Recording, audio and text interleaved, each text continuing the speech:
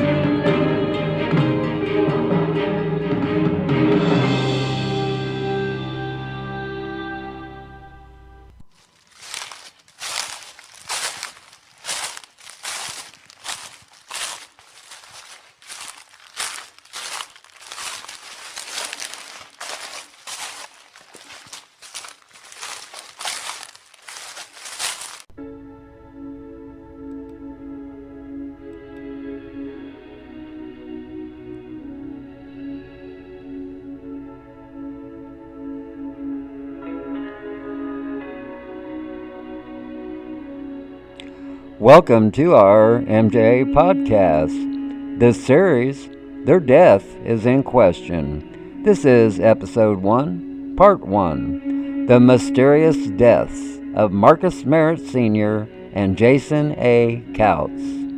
My name is Mark, and I will be your host for tonight's show. Joining me later will be our co-host, Olivia. We are coming to you from Hudson, Florida.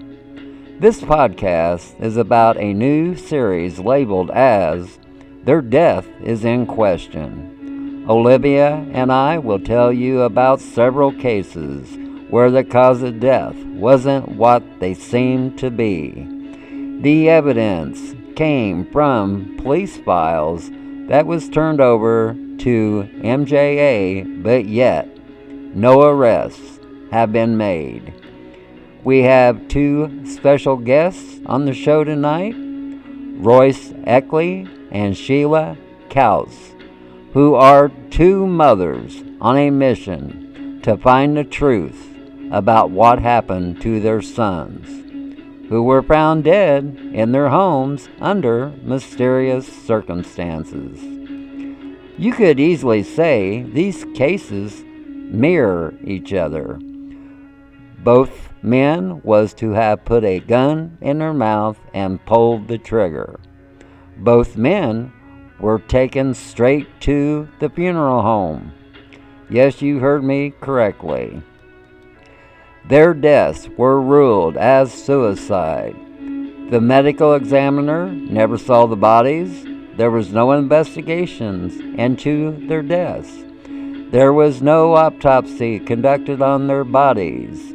There was no tox screen conducted from a blood sample. There was no gunshot residue test conducted. It's a very simple test to do, and then you would know if that person had fired a weapon.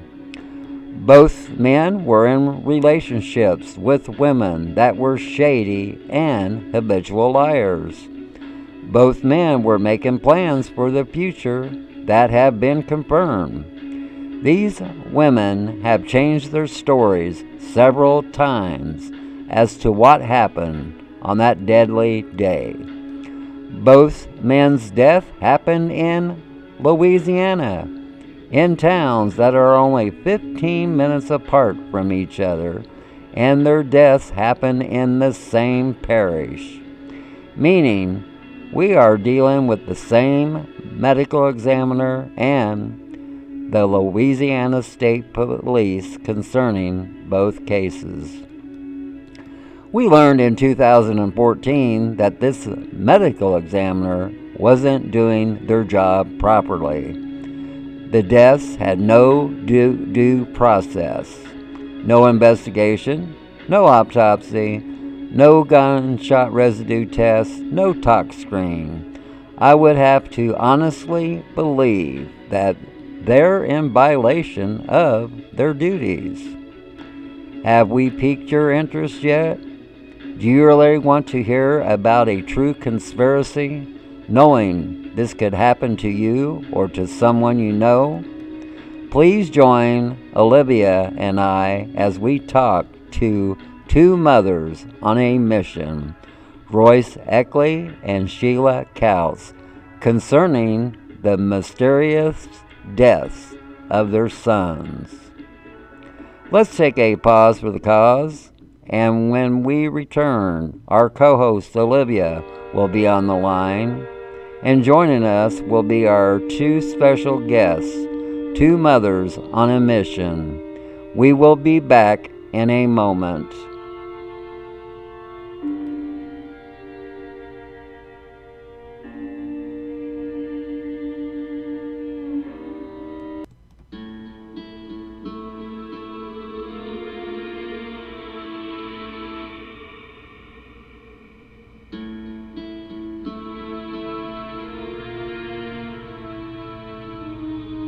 Hey folks, one of our founding partners met an upcoming rapper, and we are going to feature his music on our podcast. So, all the way from L-Town, give it up for Mr.Nice Guy. Please and enjoy the music.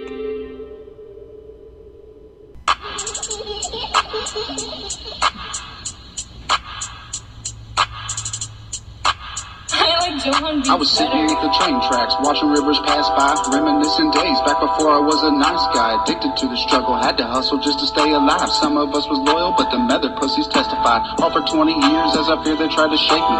Streets don't talk, that's not how my mama raised me. Trust what I can see, and I've been loyal since a baby. My respect cannot be beat, but it's respect you bitches pay me. Real as it gets, I don't stress about my lifestyle. Business as my witness, got my reputation tied down. Did a lot of dirt, took your bitches feeling fine now. Put a lot of work in, rep the city like it's mine now. Did a lot of time and I'm still doing fine. Holla fuck the police till the day that I die. This the realest shit ever, I'm one of a kind. Never tell a false truth, ain't a regular guy. Wear my heart up on my sleeve, shut the pain in my eyes. Face my demons and I beat them, I was meant to survive. Screaming 574, loud city going crazy. But this lifestyle isn't fake, this fucking lifestyle is what made me. Boss and I stand proud, self-made Taylor. Indiana, born and raised, I grew up in some trailers. Both folks worked, so at home I wasn't catered to. I used to have my family, but your blood can be your haters too. Been in situations, prayed to God, and he ain't talked back. Never again will I be blinded by those false facts. Overcome my problems by myself because I trust that. When my mama died, I buried shit that I can't get back. Did a lot of time, and I'm still doing fine. Holla fuck the police till the day that I die. This the realest shit ever, I'm one of a kind. Never tell a false truth, ain't a regular guy. Wear my heart up on my sleeve, shelter pain in my eyes. Face my demons and I beat them, I was meant to survive. Screaming 574, loud city going crazy. But this lifestyle isn't fake, this fucking lifestyle is what made me. Back when I was 17, was about to be a father. Baby mama drama, cause the crooked way I got her. It was summertime then, hot and sweaty as a Baldwin. When my heaven sent my blessings, Isabella's what I called her. Early in the morning, brother Bobby brought some info. Said he had a plan to get some bread, he can't get in though. Took me to the spot, air conditioned through the window. Counted all the bread and then we did about 10. When we was robbing, we was looting, carried TVs down the sidewalk. Waving at the neighbors, fucker did whatever I want. Mr. Ray Bean trying to catch us on a grind. But we did the shit for fun and there's no evidence to find. Did a lot of time and I'm still doing fine. Holla fuck the police till the day that I die. It's the realest shit ever, I'm one of a kind. Never tell a false truth, ain't a regular guy. Wear my heart up on my sleeve, shelter pain in my eyes. Face my demons and I beat them, I was meant to survive. Screaming 574, loud city going crazy. But this lifestyle isn't fake, this fucking lifestyle is what made me. People out here hating about my sticky situation with my second daughter Taylor, and I don't know her and I hate it. Baby mama parents came and said congratulations. My heart's so overwhelmed, so many tears fall down my face. And I done seen so many deaths, there ain't too many feelings left. So if you're near me and you hear me, hope it's peacefully you rest. All that's pain's on the chest and all the weight of my depression. This anxiety's like a shield around my heart with no protection. I ain't frontin', I ain't flexing, I'm just trying to keep from stressing. Nothing but behind me when I stare at my reflection. Lonely I regress inside my soul like an infection. If you hear you've been selected, hope you know that I respect you. Now this is where I met who gave me happiness and passion. She's given me a purpose, it was worth it, and I'm glad. Has a beautiful daughter, Adriana, now I'm her dad. Convinced her mom to change her name from Brittany Dawes to Mrs. Abbott. People hearing this are probably thinking I ain't right it. You ain't gotta like my shit, fuck your opinion, it ain't vital. What the fuck, you think I'd write some pointless shit that you be knocking? My bars go so hard, too legit for you to rock it. Well equipped to get it poppin', better quick cause I ain't stopping. Hit a lick like where's Tom, been talking snitch, his name was Conklin. He a bitch and I promise if it wasn't for a witness, this disc would be a body.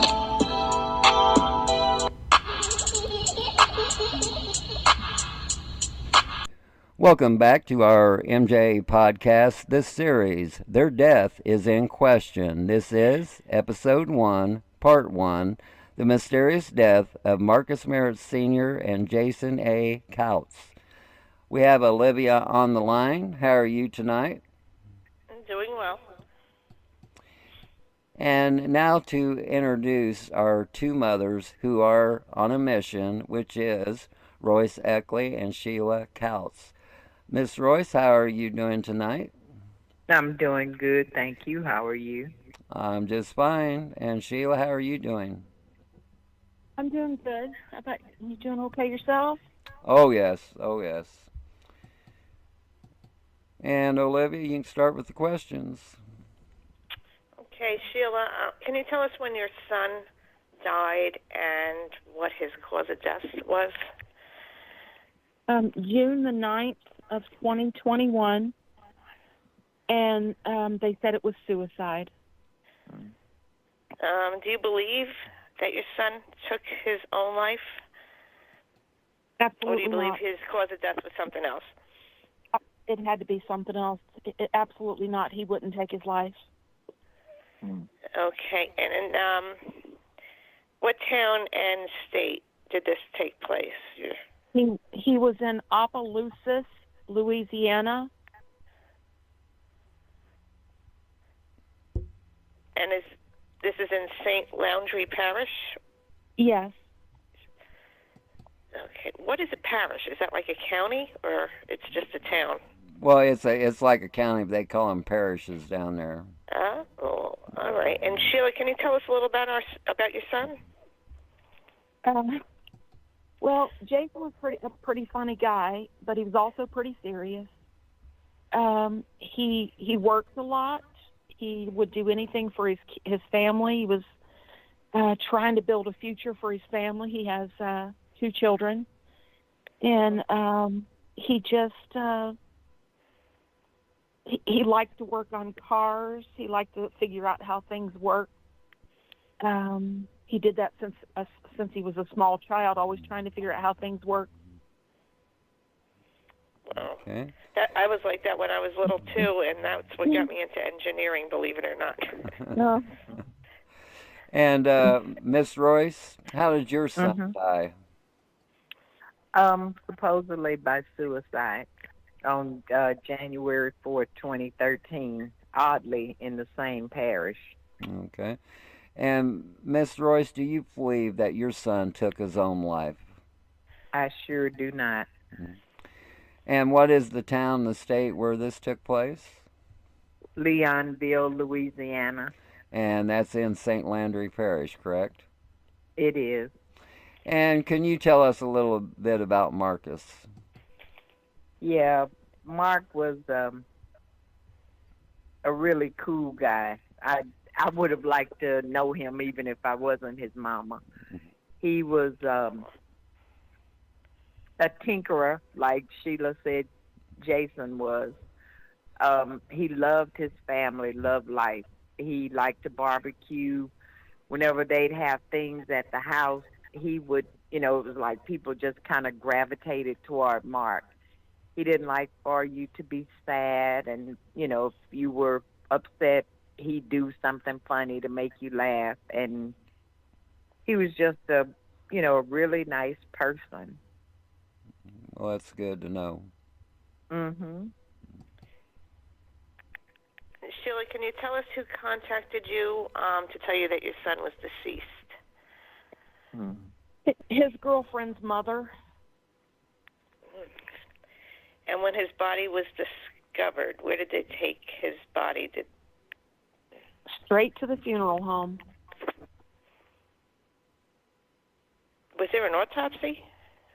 No, I was told they don't do autopsies because of COVID.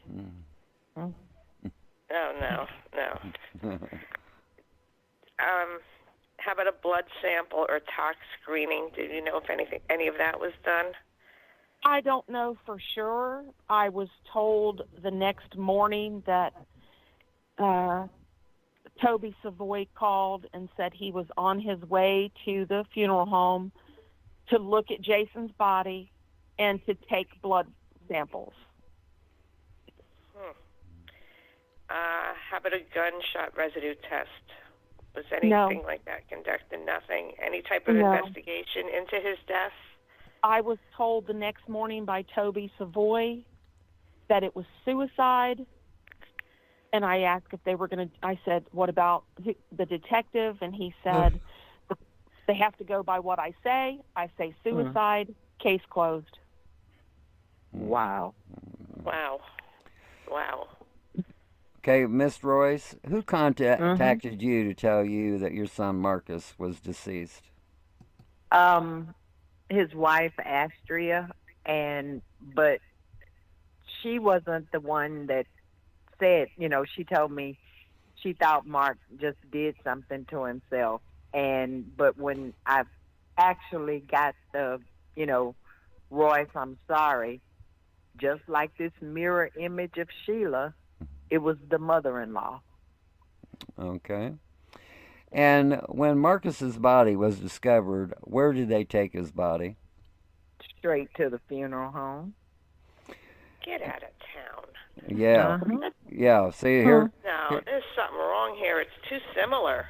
It is. Olivia, your head will swim. How similar this is. See, that's what that's what I'm saying. And see, during this process with Marcus, there was this coroner in the next parish over. He was in the article, and he said no matter what the cause of death or what they think it is, an autopsy should always be done. And in his parish, he made sure everybody had an autopsy. And so it's nothing unusual for them to do autopsies on a so-called suicide. And what I have a problem with, they done no gunshot residue test, and that will tell you if a person had fired a weapon. Right. The most simplest test there is, and they didn't do it. No, they didn't do anything. Usually, the coroner's usually called around here. I know that. Right. They have to check out the body. Right. The body is not taken to a funeral home. I don't know, in a case like this, I would say the coroner takes the body to where it's examined. Here, they have a spot in the county I live in that they take the body to, and then they will release it to the family members. They don't just take a body to, no. Right. Okay, now. Go ahead. Pardon, go ahead. I was going to say, Toby Savoy told me that they are a small, poor town, and they do not have a coroner's office or a place, a coroner's where they take the bodies in their town, and that's why, since it was suicide, they take all bodies straight to the funeral home. That Isn't they that do horrible? Yeah. And that Couldn't the they find coroner, a by the way, coroner in another parish that could come and, well, I don't know, because honestly, I was in such shock, I didn't even think to ask that question. Yeah. Because I spoke to him within 8 hours of getting the call, and all I know is the coroner in St. Landry Parish in Opelousas is in a wheelchair, and he never goes out to the sites of a death. And guess what? His name is Russell Pavich, and that's the same one with Mark. Yeah. Yes. Okay, Sheila and Appaloosa, don't they have a hospital? Yeah. I couldn't tell you. I mean, okay. I was only down there for less than 24 hours in August, and I didn't even see a hospital. I went from Lafayette to Opelousas and back to Lafayette, and I don't even recall seeing a hospital. I'm sure they do, but I didn't see one. Well, see, that's what I'm saying. It's Opelousas General Hospital, if I'm not mistaken. Okay, what I'm getting at, if they don't have what they want to call a morgue or anything like that, then the body should have been taken to the hospital, and they could conducted all the tests right there. Okay. Yeah, but no one should touch after it's looked at by a coroner or say a physician. No one is to take that body to the funeral home until it's released to the family. That's the protocol here. Well, that is not the protocol that they followed. He left his house when I got the phone call about 2:11 my time, a.m., which would have been 1:11 a.m. their time. Okay. And Sherry told me they just took his body away, and oh my God!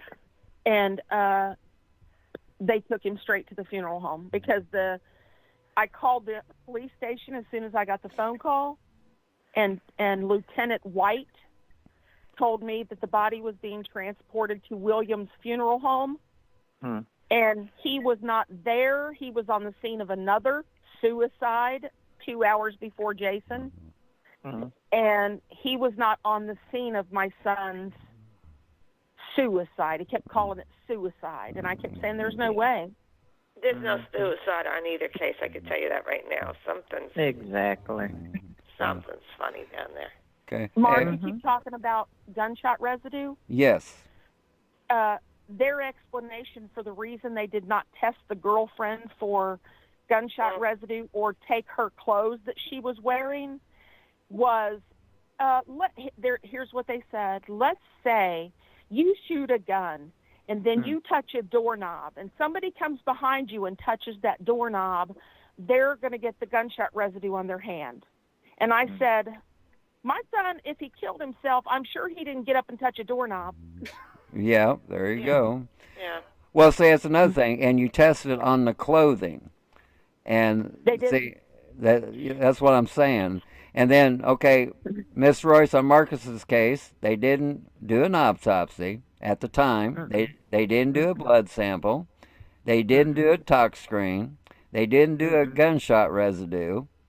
And so, in your opinion, was there any type of investigation done on Marcus's death? No. None. Okay. Let's take a pause for the cause, and when we return, more with the two mothers who are on a mission, Royce Eckley and Sheila Kautz. Be back in a moment. Welcome back to our MJ podcast, the series, Their Death is in Question. This is episode 1, part 1, The Mysterious Death of Marcus Merritt Sr. and Jason Al A. Kautz.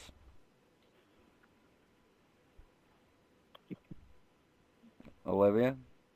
Oh, all right. I can go now. Sheila, Do you think there's Yes. a possibility that your son could have taken his life? No, Jason had No. too much to live for. Okay. Mark?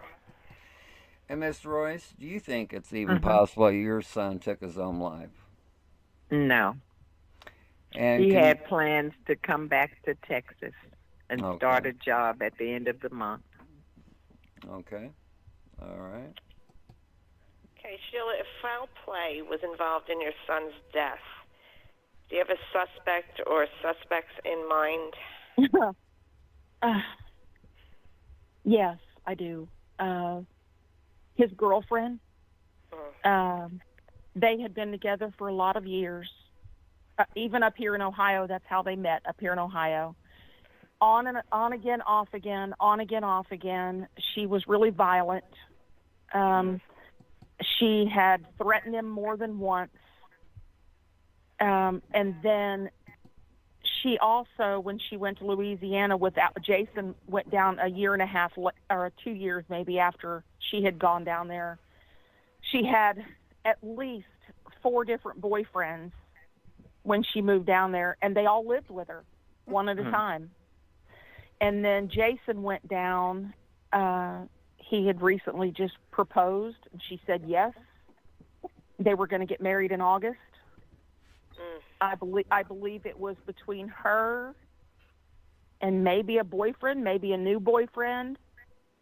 But she was pretty violent. She had at one point made him crash his Jeep into a pole, a metal light pole on the highway.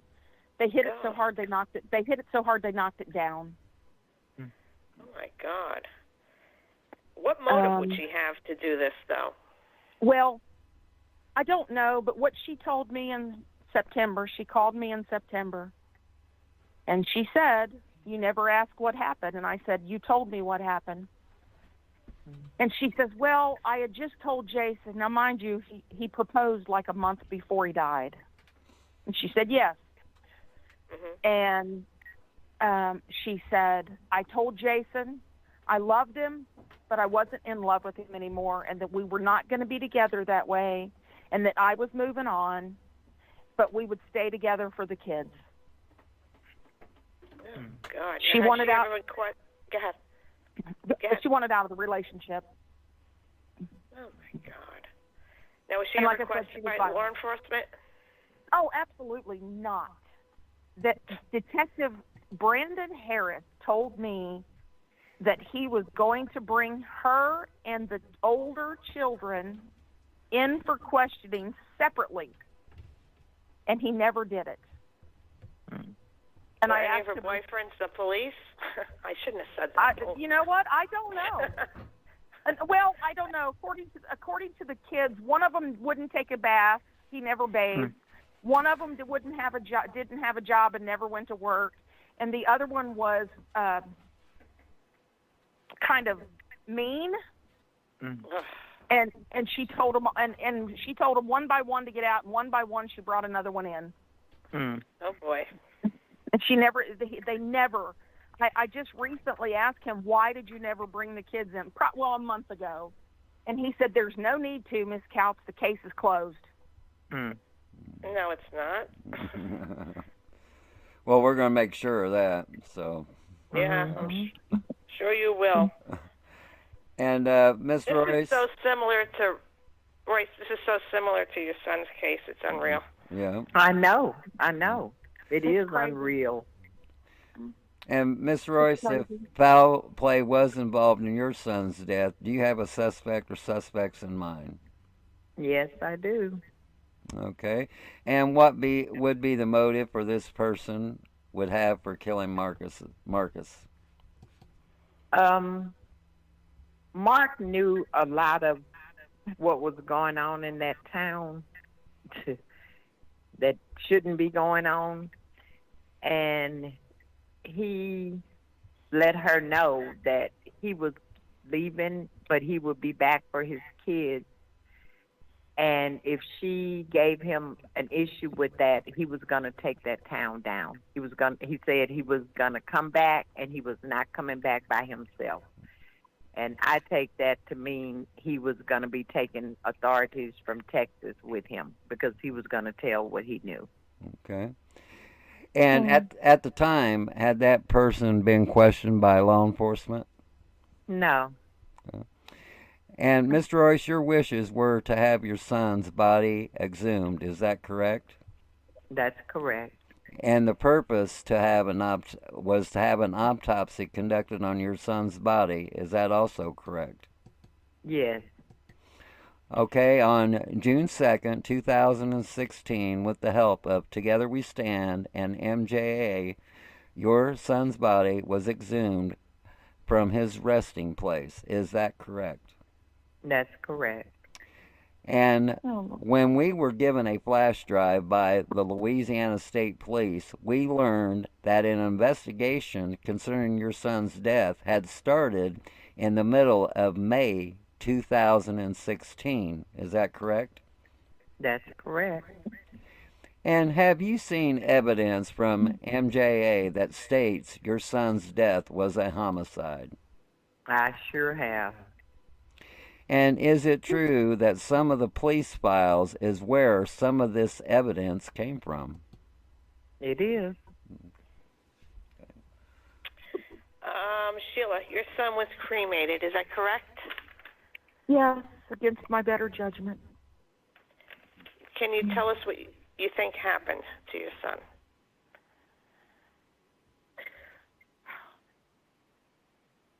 I feel he might have been attacked, honestly. The way they told me, the thing that Detective Hidalgo told me about,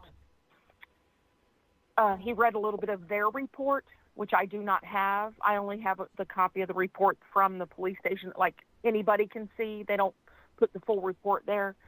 He said that the bullet ricocheted off the ceiling, and that the bullet casing was by my son's left foot, and the gun was in a pool of blood by my son's left hand. My son was right-handed. I can't. I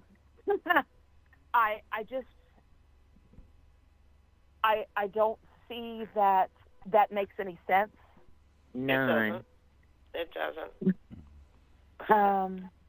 And there was no damage to his mouth. Sound familiar? It sure does. Yes.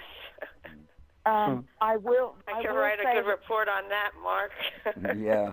I drove down there in August of last year.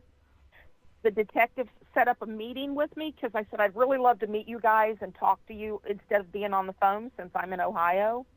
Mm-hmm. And he set up a time for me to come down, which was like a week and a half later. I got down there. They didn't show up. I ended up at the sheriff department. I spoke with the sheriff, a deputy sheriff over there.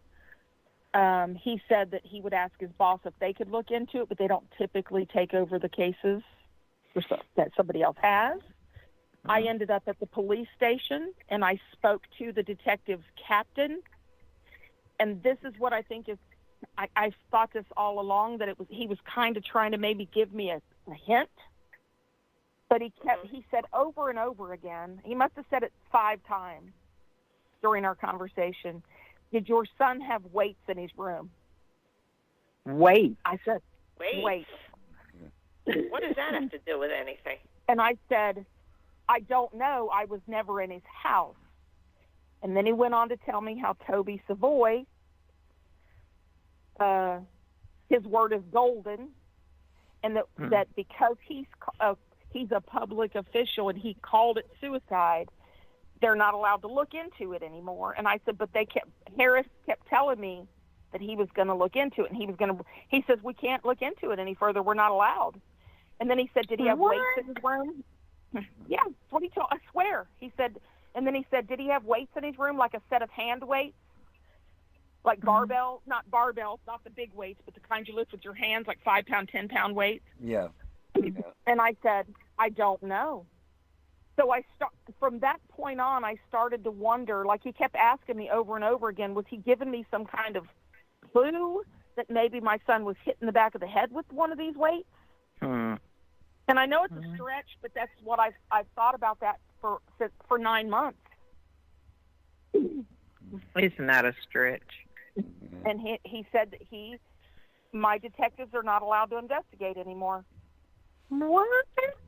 So I talked to the police chief before he came over, and he was headed into a meeting, and he said, I've got the detective captain coming over. He said, I don't have time to talk to you right now, but we'll get to the bottom of it. Are we anywhere near the bottom of it?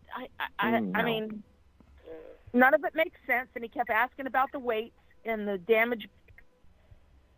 There was blood coming out of his ear. I was told by Toby Savoy that he had the gunshot. The bullet came out his ear, and Detective Harris said it absolutely no. The damage was to the back of his head. The blood in his ear was just where the blood had run down the side of his face. So oh, I'm sorry. You're Toby, fine. You're fine. Toby Savoy didn't even know where the bullet came out. No bullet went in. No. Well, I always thought that bullet was fired into the ceiling as a decoy. Yeah. Yeah. And then Olivia said, "Yep." Yep. There you go. Yeah. Were his credit cards used after his death? Do you know? Yes, ma'am. We went down for the funeral home. Let us have a small funeral service on the 16th. On the I think the 15th, 14th. My dates are confused now. A few days later, and my youngest son gave Jason's girlfriend his business card, and he said, "If you ever need anything, both my cell phone numbers are on here." She said, "Okay." On the 18th, the credit cards were found. The gentleman called my son, my youngest son, and said, "Hey, man, I got your credit cards here. I found your business card with your credit cards." And my son said, "They're not mine. They're my brother's. Could you take them to the police station?" And the guy said, "Yeah, I'll do it when my uncle picks me up." Well, it took a while because apparently the guy had been in trouble or whatever and didn't want to get accused of anything. But the police won't investigate it because I can't tell them to investigate. And it's like, you've got the cards. You know they're there. The bank said there was fraudulent activity. His accounts were drained. Oh, my God. And a couple of the cards were actual credit cards, so they were maxed out. Somebody went shopping. Well, but, the only person who had my son's business card was her. Yeah. Unreal. Now, do you think there's enough evidence to justify a death inquest or a grand jury? I honestly can't answer that question. I don't know what they have. They've been so vague about what they've got. I haven't seen the full report. I haven't seen any photos, and be honest, I don't want to. You haven't seen any photos of your son at all? No, and I even if they tried to show them to me, I couldn't look at those. I would have to have. I need somebody else. Yeah, we'll take care of that. Yeah. I don't know what they have. I don't know, but I know that she told me her oldest son had a different version of what happened that night. Brother. And can you tell us what red flags you have? What red flags there were concerning his death? Well, the fact that she told 6 different stories of where she was when it happened. Ding, ding, ding. And she immediately went home and cleaned up the scene. She went back to the house. She called me at 4 o'clock. His girlfriend called me at 4:08 that morning and said, "My mama told me I needed to call you." And I said, "Are you allowed back in the house? It's a crime scene." She said, "Yeah, they told me I could go in and clean up." And the detective told me the next day, or like a week later, that they told her that she can clean. No. No, you're not Yes, supposed to yes. touch a crime. They told her she could clean up because the investigation was done. Sound Did she familiar purchase again? bleach? Oh my God, this is insane.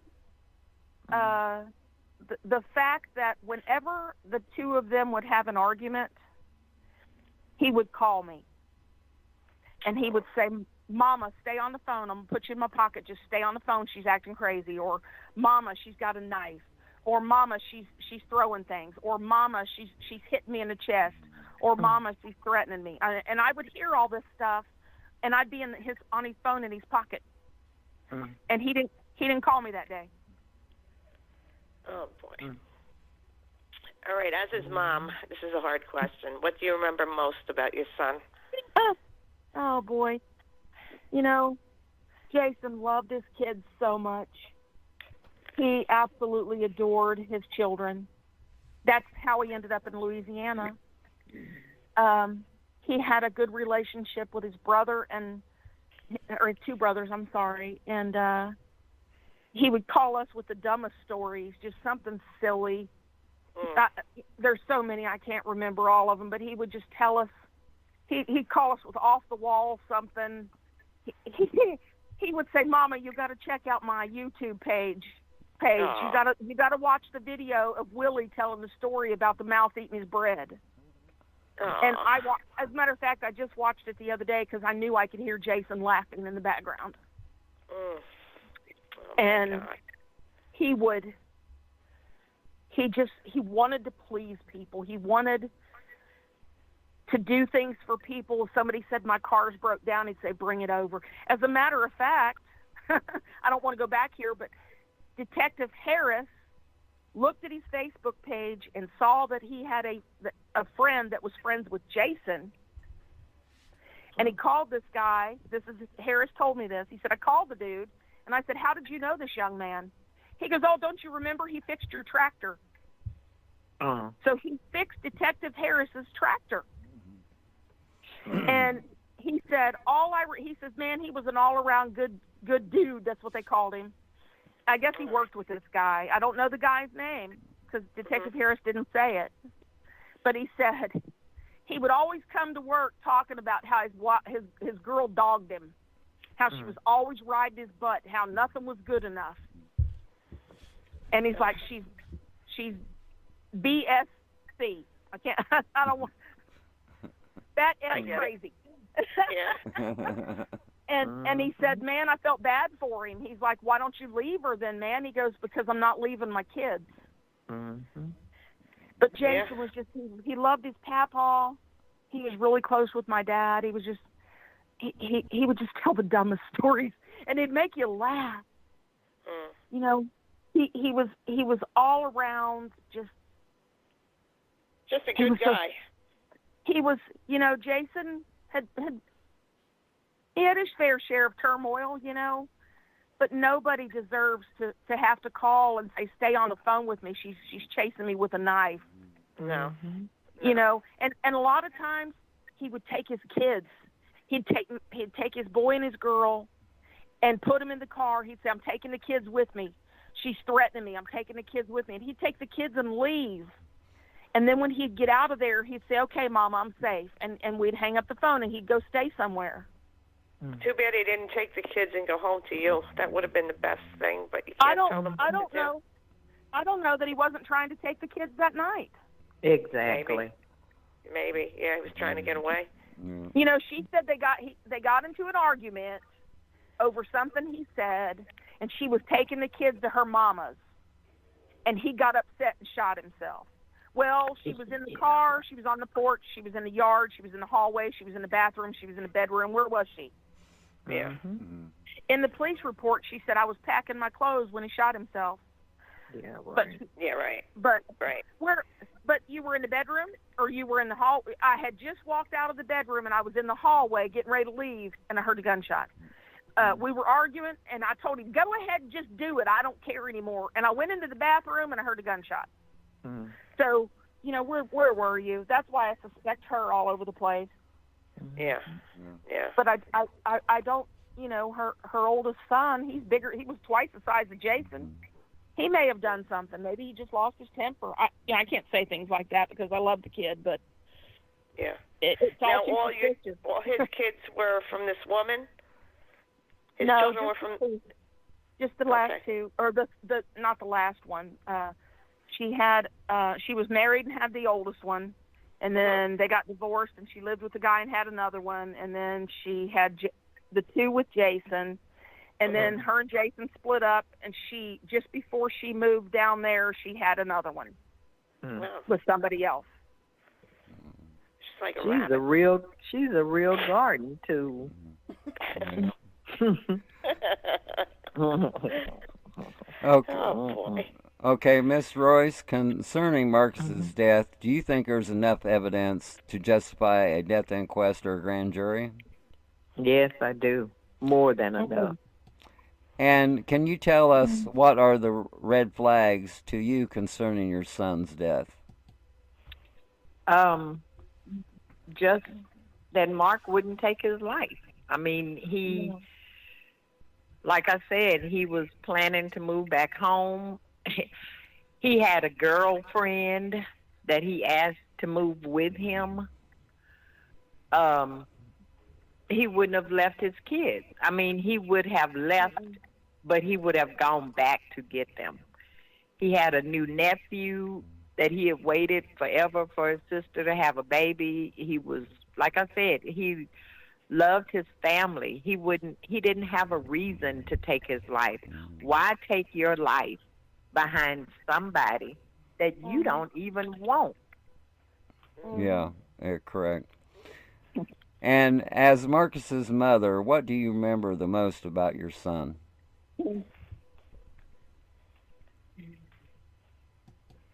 His hug. Oh, God love you. Mark gave the best hug, Mark. God, you felt so safe in his arms. He was a really big guy, you know, and I used to tell him, "You just a big old country dad now." But whenever Mark hugged you, he hugged you with everything in him, and you just felt so safe in his arms. And my sister told me, you know, like when Mark and Kyra were little, she used to hold them, you know, under their arms and swing them around. And he had gotten, you know, he was grown. And my sister's name is Sammy. And she said one day when Mark was in town, he told her, "Come here, Aunt Sammy." And she went to him and he said, "Lean back." And she leaned back and he lifted her up and he swung her around. He said, "See how that feels?" He said, "Just lean back on me. I have you. I won't drop you."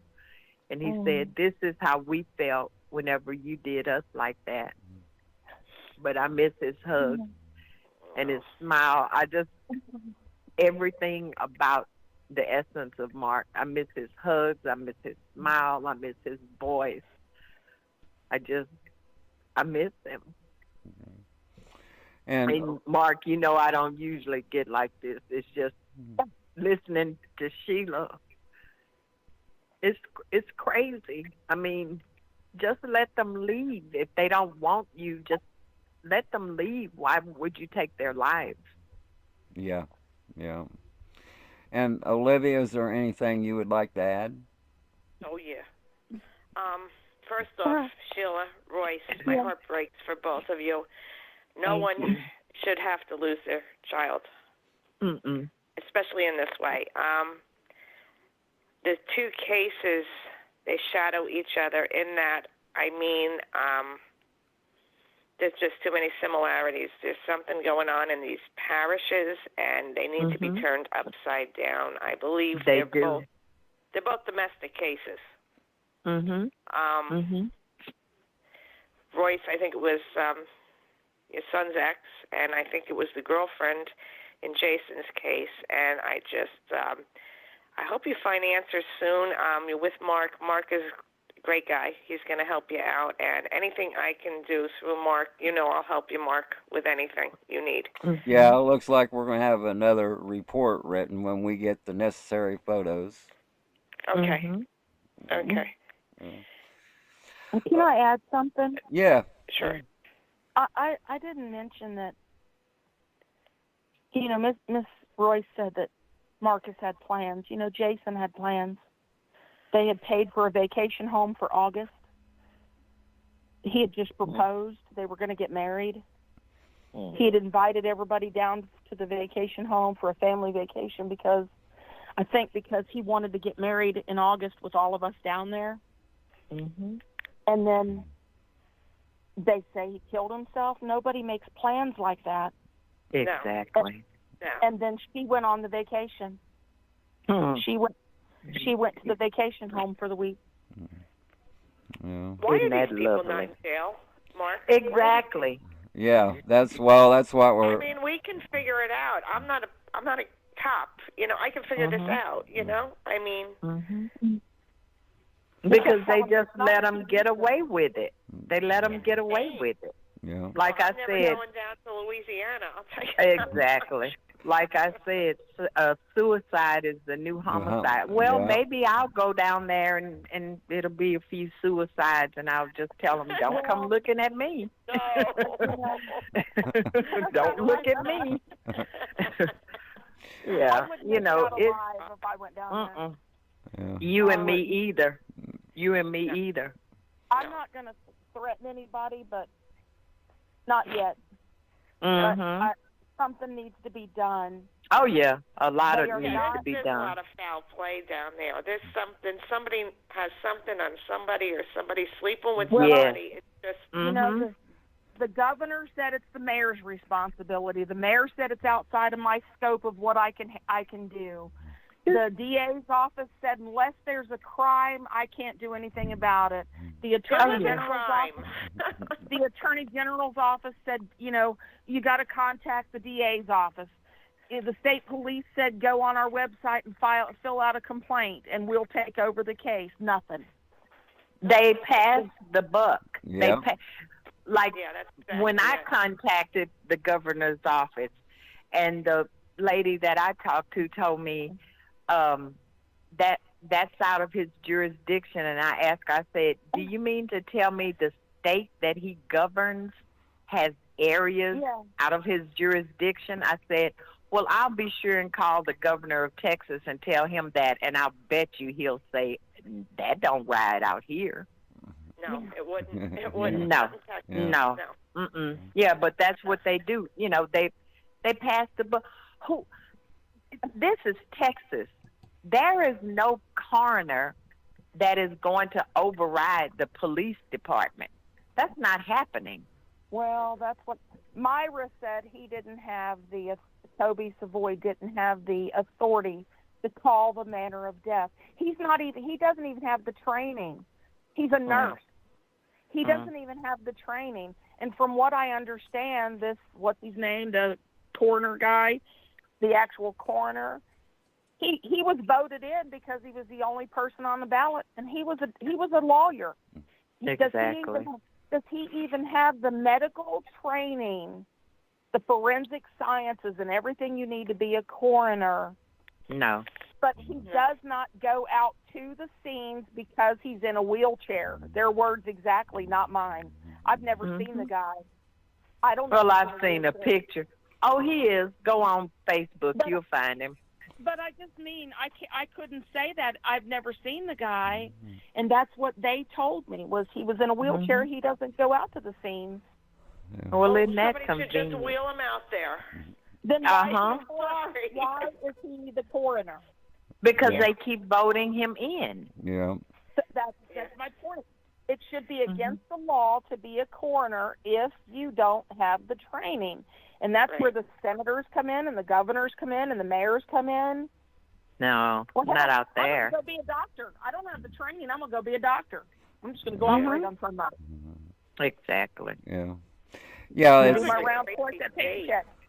Yeah, it seems like to me this medical examiner or coroner, whatever his title is down there, he's rubber stamping any case as Yes. suicide without looking at the evidence, without there being an investigation, and just like on Marcus's case, they say they have the so-called death gun, and they say they retrieved a bullet from his brain during the autopsy, but yet they come out and said they couldn't get a 100% match. Now, how in the hell is that possible? It's not. Yeah, see? Well, Mark, like you said, okay, y'all say he shot himself. Well, first, here we go. Let me take, all these drugs and household chemicals. Well, that didn't work.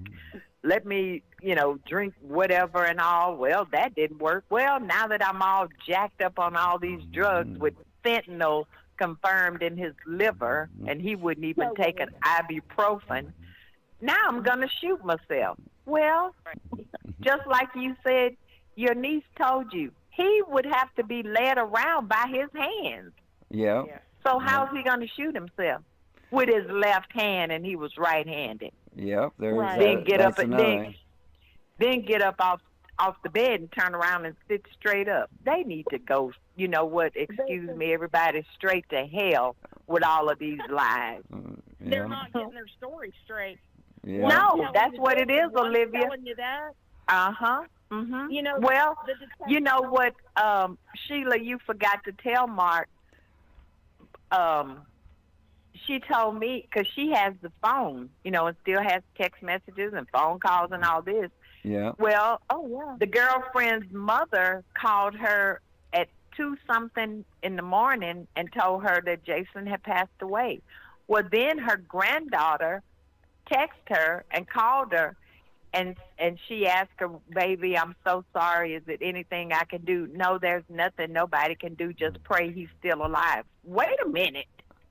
They just told me he passed away. What do you mean? Is he still alive? Where is he? Yeah. Yeah, she said they haven't called us yet. Well, like I She said, said, She said, Grandma, did you hear what happened to Daddy at 2:45 a.m.? I said, who is this? Because I didn't recognize the number. She said, Mabry. I said, yes, I heard. You can call me if you want. She said, I'm sorry. I said, I'm sorry, baby. What can I do? She said, there's nothing you can do but pray that he's still alive. Yeah. And I said, is he? And this was at 2:47. And the woman had already called you at 2:00. We don't know gone, yet. Right? Yeah, she said, we don't know yet. They haven't contacted us. And that was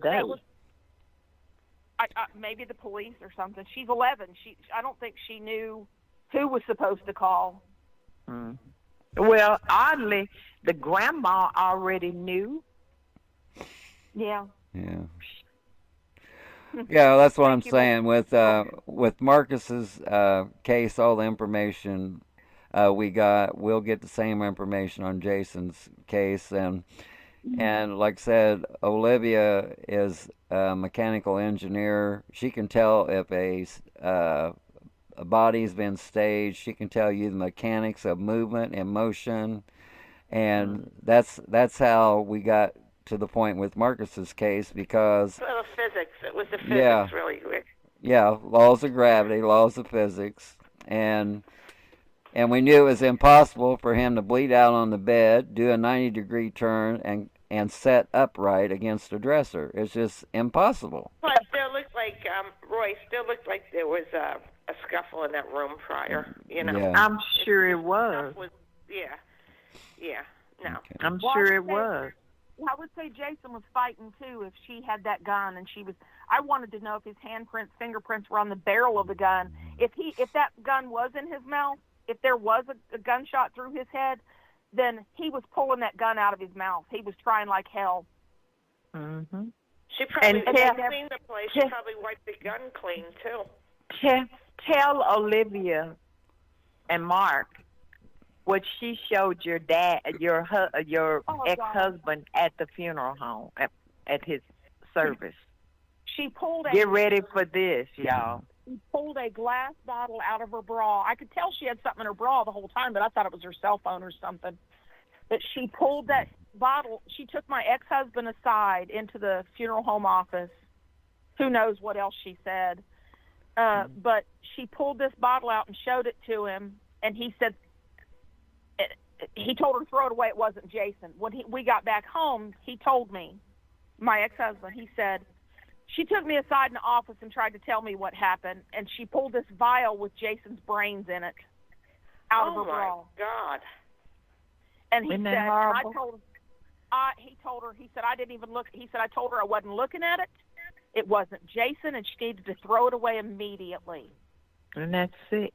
Yeah, She's no sick. kidding. Yeah, no kidding. She tried to tell me, I tried to stop the bleeding at 4 a.m. when she called. We got into a fight. I was in the car. We were pulling out the driveway. I didn't know what to do. That was her first story. I didn't know what to do. I heard the gunshot. We all ran back in the house. I called 911. We got the towels. I told the kids to get towels and to stop the bleeding. I swear to God, Mom, I tried to stop the bleeding. And then, of course, later the detective said there were no towels. The body wasn't touched, blah, blah, blah. So, like I said in the intro, we have two women that are shady characters, and they're both habitual liars. Absolutely. Yeah. Yep. Yeah. Yeah. Okay. I believe this would be a good time to end because we're going to have more on this, especially Sheila, when we get all the information that we need, and so we'll be getting deeper into this. And I want to thank our co-host Olivia for being on the show tonight. A very special thanks to our two guests, Royce Eckley and Sheila Kautz, two mothers on a mission seeking justice for their murdered sons, Marcus Merritt Sr. and Jason A. Kautz. I have a quote for you all. There is never a night or a problem that could defeat sunrise or hope. Bernard Williams. I want to thank our viewers and listeners for tuning in, for you all have been so kind. That's the end of our MJ podcast, the series, Their Death is in Question. And we say to all of you, good night from Hudson, Florida. What does it look like in heaven? Is it peaceful? Is it free like they say? Does the sun shine bright forever? Have your fears and your pain gone away? Here on earth it feels like every day good is missing since you left. And here on earth everything's different. There's an emptiness. Oh, I hope you're dancing in the sky, and I hope you're singing in the angels' choir. I hope the air